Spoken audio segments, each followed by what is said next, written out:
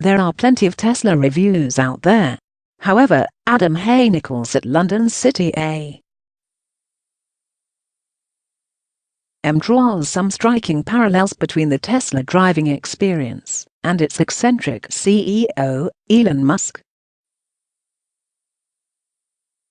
Hay-Nicholls poses a provocative question. Is a Tesla only famous for its unpredictable boss or genuinely good to drive?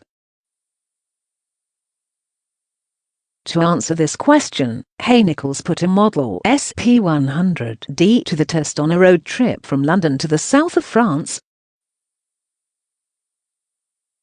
His first impressions?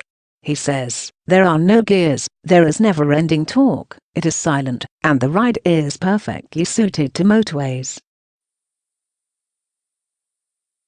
Stick it in semi-autonomous mode and cue up the in-car entertainment. He explains, the thing you need to get your head around when driving a Tesla is that it's not like a regular car. It's more like an iPhone. For starters, everything apart from the steering and indicators is controlled through the dashboard-mounted computer screen. All the features are apps, from the climate control to Spotify, and you charge it just like you would your smartphone.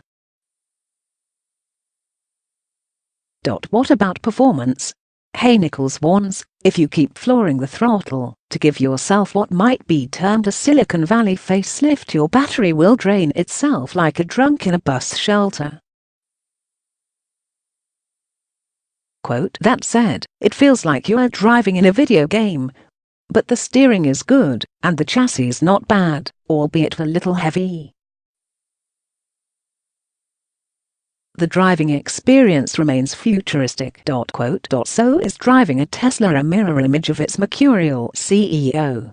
Hay-Nicholls says, Tesla boss Elon Musk is basically Hugo Drax from Moonraker. He wants to colonize Mars, and says the people he sends there should be prepared to die. But for all his madness, he is a genius, and quite an amusing one. He started selling flamethrowers just for a lark.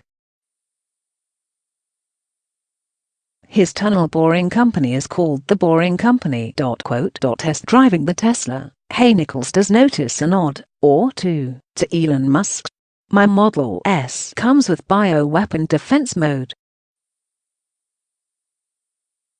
and the notorious ludicrous mode enabling 0-60 miles per hour in a Lamborghini crushing 2.5 seconds. Regardless, it's a car unlike any I've driven before, and, as a long-distance cruiser, I loved it. Looking ahead, Tesla has a lot riding on the next 12 months, if it's to keep improving. Musk's meltdowns, both on Twitter and in the boardroom, won't help the faith of customers and shareholders. Critics say it's time for Tesla to enter a new chapter, appointing an executive from Volkswagen, Toyota, or Ford to run it. But then it would lose its individuality. Craziness is part of the brand's DNA.